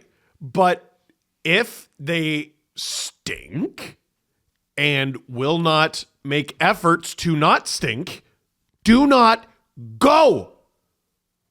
It is the reputation of the Toronto sports fan that no matter what we do, you're going to come anyway. Get better? For what? For what? As these flesh bags with credit cards pour into our building and just empty their pockets for us no matter what. Why would I change a thing about what we're doing? But don't go. Attendance was way down last year. Way down. Good. Keep it up. Okay. All right. There you go. Should we do a press conference or should we wrap? Sure, let's do do a press conference. Carly's Angels 10-year legacy gala. I'm going to be the host. It's Saturday, March the 1st, so it's not that far. With the mostest. You're damn straight. You're damn straight. And this is for a great organization, and it's celebrating a decade of hope, resilience, and giving back. You do not want to miss it. Obviously, Carly Allison, I've talked about this before. She was an inspirational kid who was unfortunately diagnosed with a very rare form of cancer. And before she passed, inspired a lot of people. And then so her family decided to create this organization. And of course, they've partnered with Sick Kids and the Princess Margaret. And this is so much more than just a typical gala. It's about community. It's about celebrating what's been accomplished and what's next. And so if you want to go, it's carlysangels.ca/legacy-gala. Again, it's Carly, C-A-R-L-E-Y, carlysangels.ca/legacy-gala. And the best part, every single dollar raised that evening goes directly to supporting Carly's Angels programs and initiatives, helping patients and families when they need it the most. It's on March 1st. See you there. The Presser. SDP. The Steve Dangle Press Conference. Somebody's a little spicy today. I had to drive to Toronto today. So. I know. I think that's what's led to it. All right, you guys are going to hate this, but Give it to me. I'm going to make you say something nice about Gary Bettman, unless you spin it and you say something mean. This was from Owen, who said, with the commissioner retiring in the foreseeable future, what award eventually gets renamed the Bettman? So if you had to give, there was a trophy, Commissioner of the Year. No. Does the GM of the Year award have a name? Yeah, the Gregory something. Oh, it should be the Lou Lamoriello Award. That's what I think. Gregory Greg Campbell's not right. No, that's not right. Gregory something. Isn't it? It does. Jim Gregory. Jim Gregory. I don't know. Something. I can Google it. No, don't. Let's keep guessing. Let's keep guessing. GM of the Jim Gregory. Hey, There I you go. wasn't too far off. Yeah.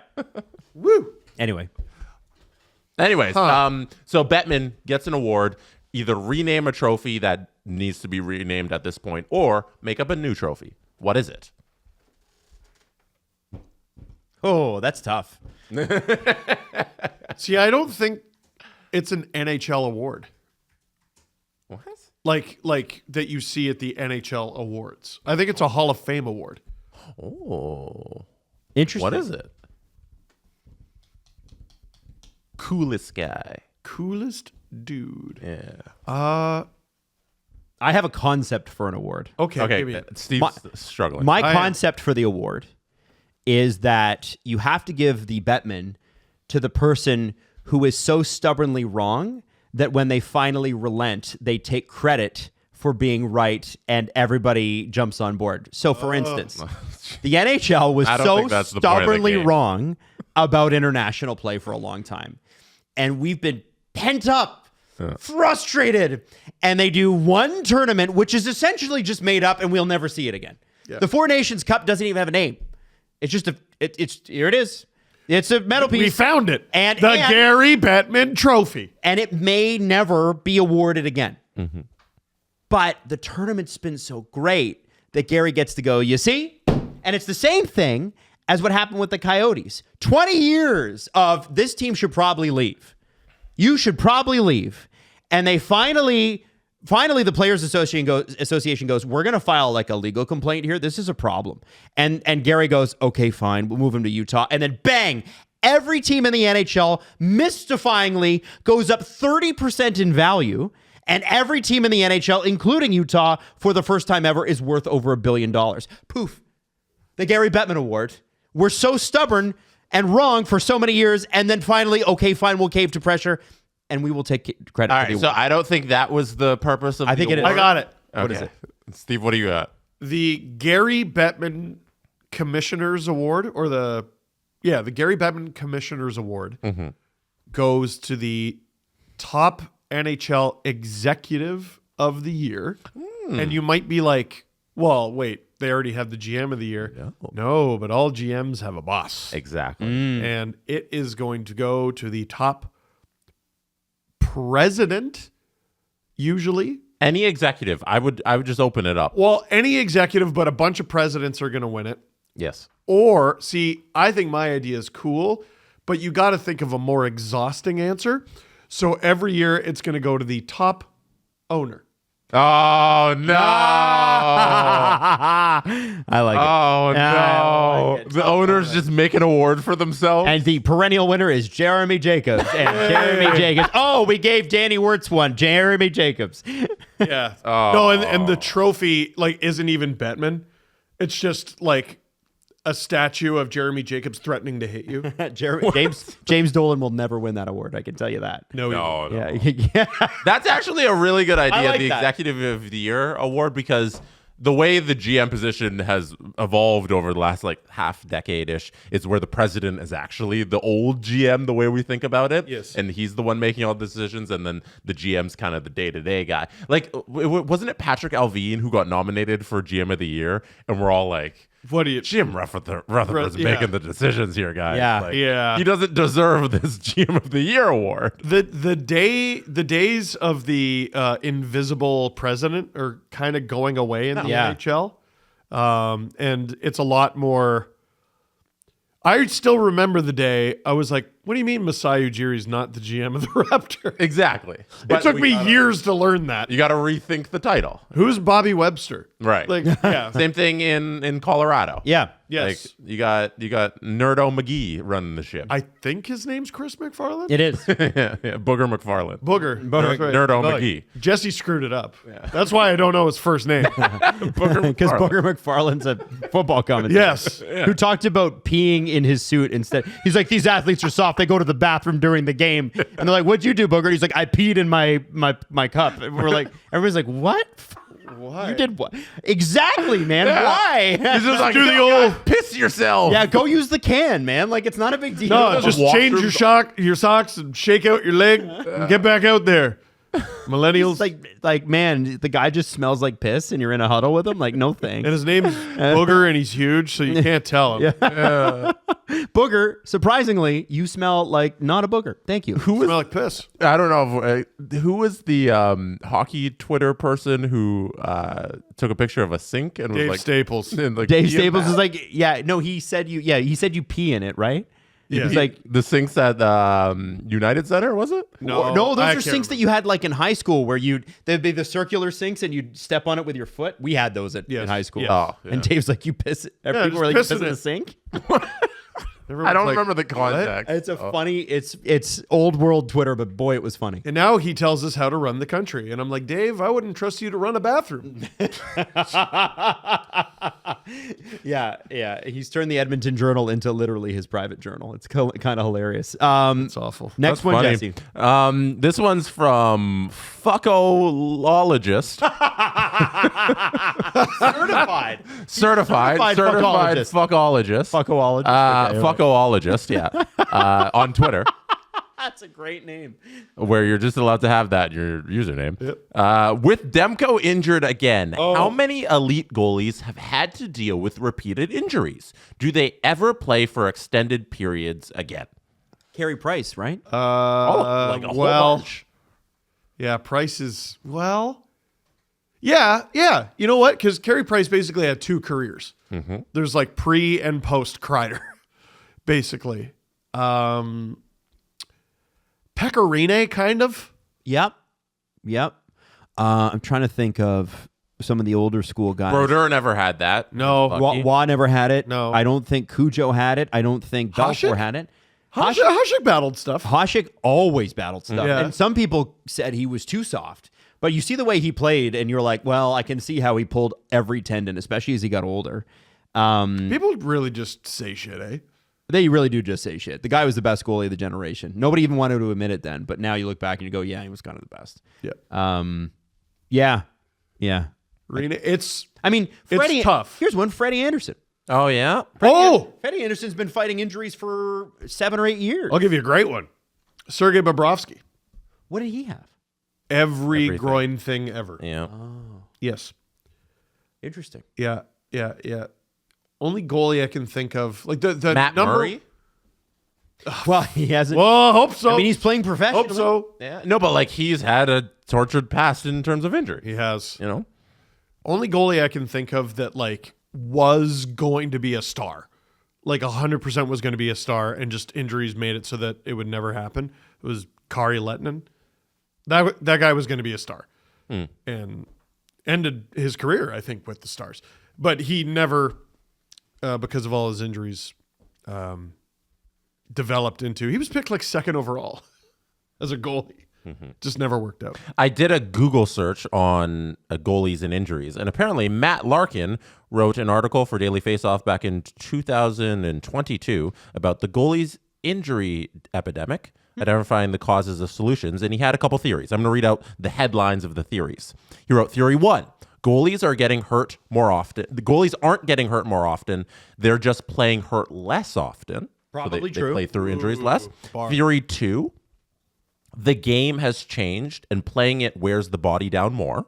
Probably also true. Theory 3, a faster game inspires new save techniques that are extremely taxing on the body. Yes. Yep, I would say. And theory 4, a faster game and new techniques breed new equipment that doesn't protect the body as well.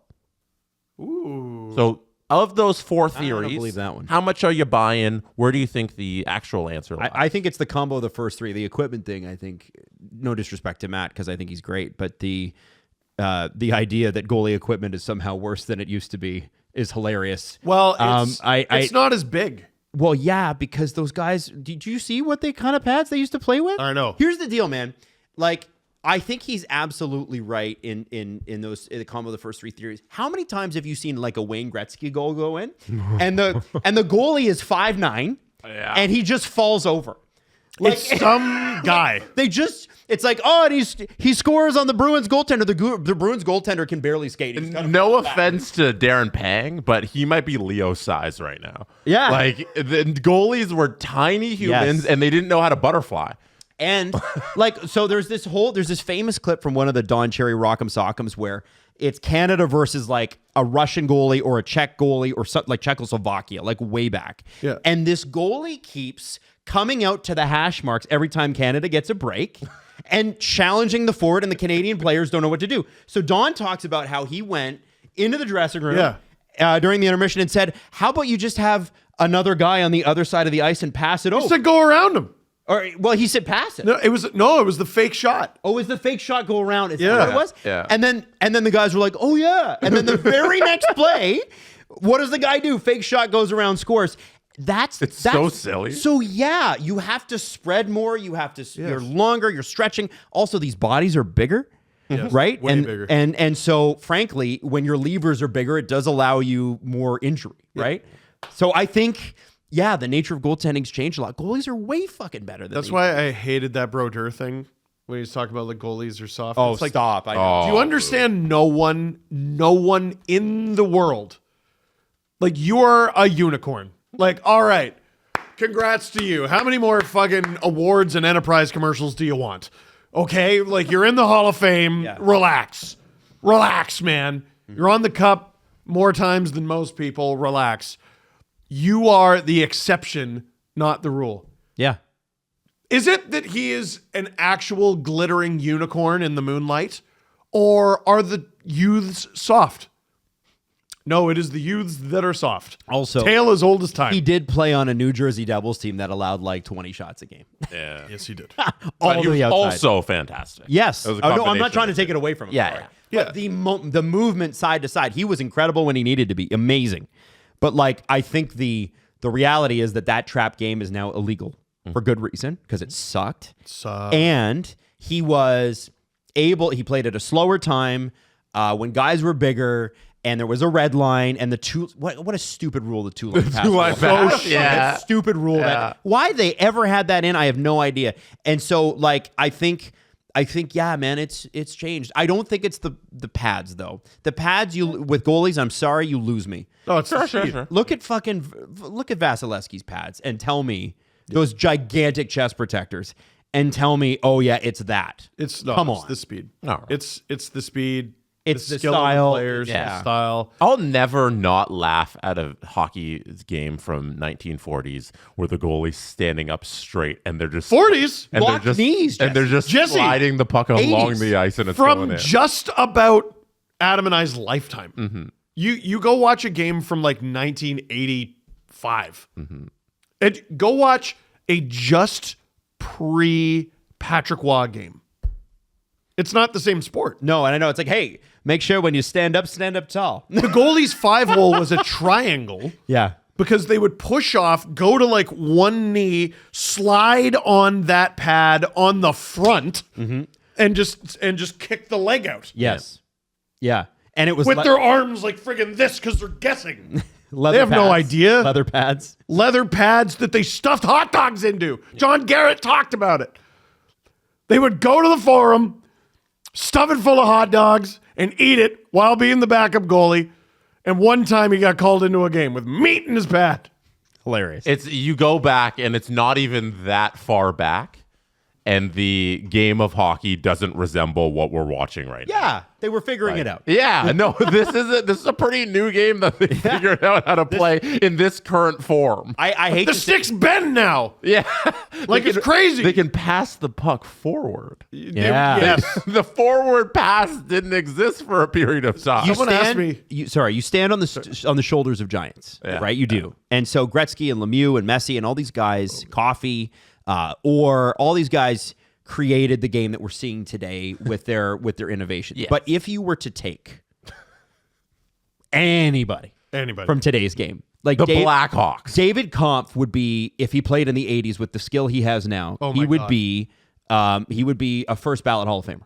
Do the 40s Montreal Canadiens beat the current Chicago Blackhawks in a 7-game series? Do they beat them in any one game? So wait, what are the rules? Because if a team was 1940s rules. 1940s There is a rules, forward pass. So huge advantage to the 40s teams, because one thing they used to have in hockey that they don't anymore is an abundance of crime.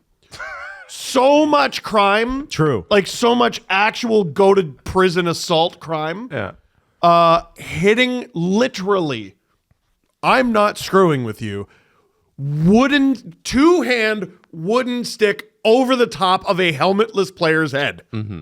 Oh, 2 minutes.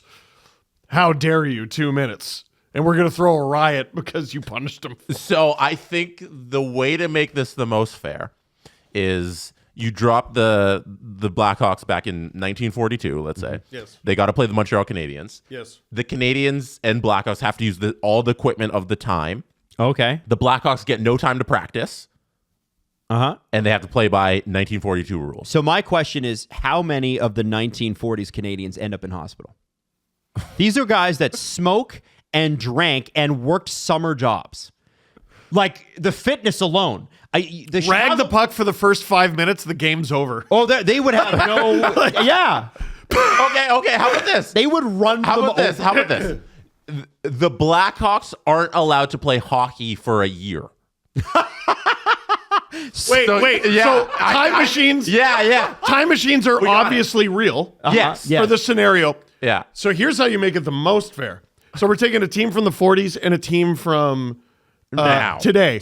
So you take the pads and the rules of 1975. Mm-hmm. Oh, the middle portion. And that's what they have to play under. And the refs from I'm 75. worried about the 42 team not understanding like the new technology. I'm worried about the 42 team being late for work the next day. Yeah. I'm trying to give them the most advantage in that we have to play in your world. Oh, okay. So okay. That Connor Bedard has to smoke cigarettes for a year and eat white bread for dinner every night because there's no other food. A good strong sandwich will get you through the day. Yeah. I think here's what'll happen.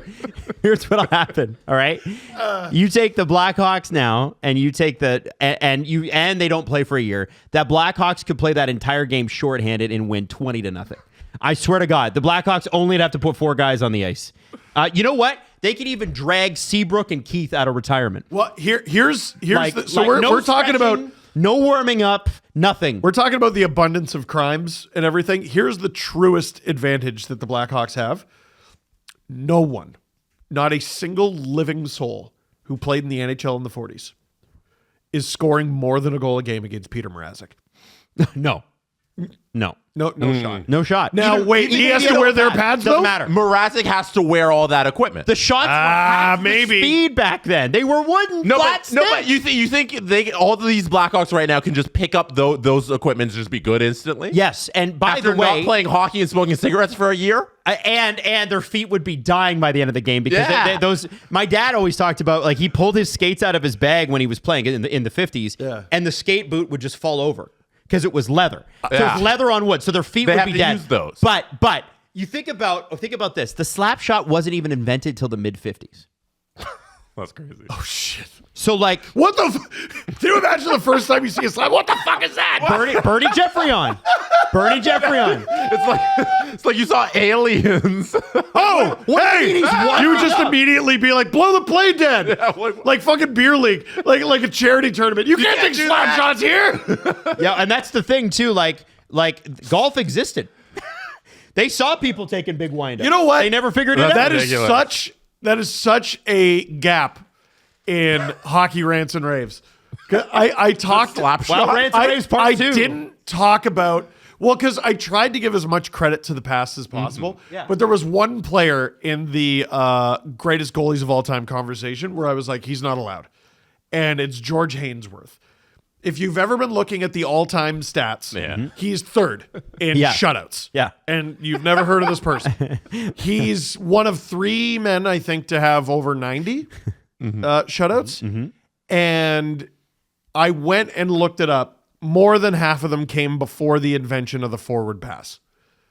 Those don't count. What are we doing? I'm sorry. Yep. That's such a fundamental change to how the game is played. Yep. That it doesn't count. I'm almost positive every single one of his shutouts is before the invention of the slap shot.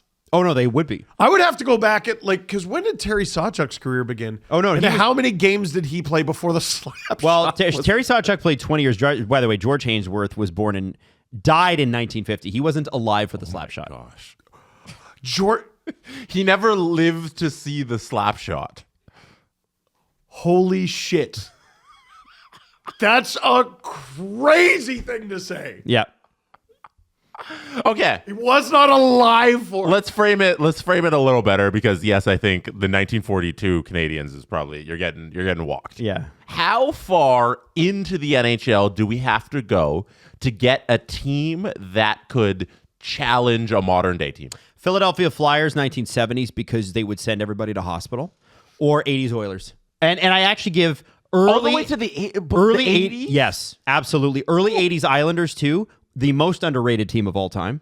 That team was so freaking good and mean. Nobody from the 70s? No. I said Flyers just because they'll kill you. Can I point something out? Yeah, go ahead. Bobby Clark is one of the most feared players ever. We'll kill you. What are you going to say? Hockey DB lists him at 5'10", 176 pounds. He's a light human. He would get killed. Like Bobby Clark was very literally smaller than Mitch Marner. Yes. Charlie McAvoy Same weight, laying a hit on that giving guy. up 2 inches in height. Yeah, imagine him going up against like Shea Theodore. Yeah. Holy shit. Like I think you have an argument for sure in the 90s that it could happen. Yeah, I think the 90s it resembles this hockey. The early 80s Islanders, the mid 80s Oilers, I think. Maybe. But again, it comes down to goaltending, right? Billy Smith was a great goaltender for his age. Go watch Billy Smith clips. It's by today's standards, you're like, wow, I can't believe they didn't figure that out. The fundamentals aren't there. No. I've met Billy Smith from the Easter Seals tournament. Okay, Hockey DB has him at 5'10", $175. I want to know, with all due respect to the man, who he paid to put his height at 5'10". In skates. And maybe. I don't think so. Maybe. One of the most... Maybe when he was younger. It's possible. Sure. I don't... Are you saying he's 5'10"? He shrunk a little? Yes. I'm also saying he would still kick my ass. Yes. But... Steve. I'm not an NHL player. Denny Potvin. Okay. Feared defender, right? Could also score, but he was feared, right? He's big. So your impression of Denny Potvin is he's big, scary Denny Potvin. Right. Mm-hmm. Denny Potvin was 6 feet tall, is 6 feet tall, listed at 205 pounds. And he was the big, scary guy. Oh, yeah. I talked about this. Just not even fair. I wrote this in an article before. I bring this up from time to time. The year Gordie Howe won his first Hart Trophy, I think it was 1954. Mm-hmm. He was one of, I think it was 10 players league-wide to be 200 pounds or more. 10. 10! Yeah. I would love to know the last Stanley Cup champion to have fewer than 10 200-pound players. That's a good, there's a good question. Well, I know it wasn't Vegas. Yeah. Well, okay, who's the top teams in the OHL this year? Spitz, Jennies, Knights. Knights, yeah. I would put this year's London Knights up against a team in the early 80s, and I would expect the Knights to win. Man, they're so fast. We're cutting all this funding. We need to start funding time travel. We need it. We're wasting time. There's a tournament I'd watch. Yeah. Oh my God. The time. And also give them no context. They just show up. What the fuck? What the fuck? And convince them all they're playing for their lives. We don't put you back where you belong unless you win this game. I like that. Okay. Do you want to end on asteroid talk? No. Oh yeah, it's up to what, 3% or something? So it's up to the asteroid that's coming for Earth, and I believe 2033 or 32, I forget. It's up to 3.1% it hits Earth. Do you want to go through the NHL teams who have worse odds of winning the Stanley Cup this season than the asteroid does of hitting planet Earth? You know what? Oh God. Yeah, I do. I love this game. Are you kidding me? This is amazing. So do you want to play it where I can list the team and then you guess? Yeah. Sure. You say, oh. That's better. Okay. Because then if we were, you know how Steve and I are thinking like pulling names out of the air, it's difficult. Well, here, give us a reference point. Who has the best odds of winning the cup, and how high is that number? Give me 1 second because I closed that tab. So how bring it back up. What a moron. No, I'm kidding. So currently the Edmonton Oilers have the best odds to win the Stanley Cup. Okay. 6.75 decimal odds. So 7-1. So not a lot of teams, I think, are going to be over this 3% threshold. So, and currently the asteroid hitting planet Earth is 31-1. So 3.1%? 3.1%. 31-1. Okay. So. Okay. I'm going to give you a name of teams. Steve, don't look. Don't cheat. I'm not. He can't Jesse, see that I can't freaking see. And Also, you got to tell me, do you think their odds of winning the cup are worse or better than the asteroid hitting? You got a stuffy nose there, bad boy? I do. I've been trying to hide it for the last 45 minutes. Actually. Okay. You sick again? Yeah. Oh, God. 2 kids, man. Let's start with this one. Here we go. The Los Angeles Kings. No, the Kings got to be better. No, I don't think they are. 21-1. It is more likely that the Kings win the cup than the asteroid hits the Earth. Okay. All right. It's a good start. Wait, so that's 2.1%? What do you... Wait, what's the percentage on? In terms It's 31-1 Uh-huh. that the asteroid hits the Earth, but it's only 21-1 Oh, that the Kings Damn. win the Stanley Cup. Wow. All right, next up. The Ottawa Senators, who are currently comfy in a playoff spot, if I remember correctly. Damn. And they have similar points, don't they? Like the Sens have 62, the Kings have 65? Cop-out answer, I'm saying identical odds. I'm going to say slightly worse odds than the Kings, then still better than the asteroid. They have worse odds than the asteroid. Oh. So it's more likely that the asteroid hits Earth than the Ottawa Senators win the Stanley Cup. They're 51-1. Wow. I guess because they haven't been in the playoffs for a long time. That makes sense. Okay. All right. I'm getting a sense. $2 bet nets you $100, right? Wow. Yeah. Pretty good. How do you collect on the bet if you bet on the asteroid? It's going to be a little difficult. Okay. So I will be taking all bets on the asteroid hitting that. Earth. I like that. All right. Okay. All right. Next up, we'll go in the same. Should I switch? Rangers. Oh, the New York Rangers. What's more likely? They win the cup or the asteroid hits Earth? They gotta. See, I think a sportsbook would give them better odds than the Sens. So I'm going to say the Rangers are more likely to win the cup than the asteroid is to hit Earth. Adam? I believe that the Rangers have a better shot. It's a question of do the odds makers. I'm going to say no. I'm going to say no. You think it's more likely the asteroid more hits likely the asteroid hits the thing? Adam is correct. Okay, yeah. It is more likely the asteroid hits Earth. The Rangers are 34-1. Wow. Right on the line there. Close. Okay. All right. Shoot. The Boston Bruins. God, if it's better than the asteroid, I'm gonna be like, guys, update your shit. I'm gonna say identical again. Absolutely not. I gotta say identical again. Adam's right with absolutely not. 61-1. Wow. Yeah. It's not very likely. No way. Wow. And then the rest of the teams are a little too obvious if we wanted to go through some of them. The Leafs 13-1. Right on the line, actually. The Minnesota Wild, where do you think they land on it? They are way ahead. They are They gotta be more likely. They are, but they're only 26-1. Really? Wow. Yeah. That I would take that bet. That's a good fucking hockey team, man. That's crazy. 26-1. They should have better odds than Kaprizov, though. Yeah, he's been out for a while. Teams that it's more likely an asteroid hits Earth than they win the Stanley Cup this year. I'll just run down them and then we can end the show. Sharks, Blackhawks, Kraken, Sabres, Ducks, Penguins, Flyers, Blues, Preds, Canadiens, Utah, Blue Jackets, Flames, Islanders, Red Wings, Canucks, Bruins, Senators, Rangers. Wow. All those teams. Wow. It's more likely the asteroid hits Earth than they win the Stanley Cup. I liked that very much. So there you go. Very funny. You know, I'm glad no one works at NASA anymore, so we will never get an update on this again. We're good. Yay. Yep. We're good. Just follow Hank Green on TikTok. He'll let us know, and we'll be fine. Stream tomorrow. The Steve Dangle Podcast. Follow the guys on Twitter at Steve_Dangle, at Adam WYLDE, and at Jesse Blake. Connection complete.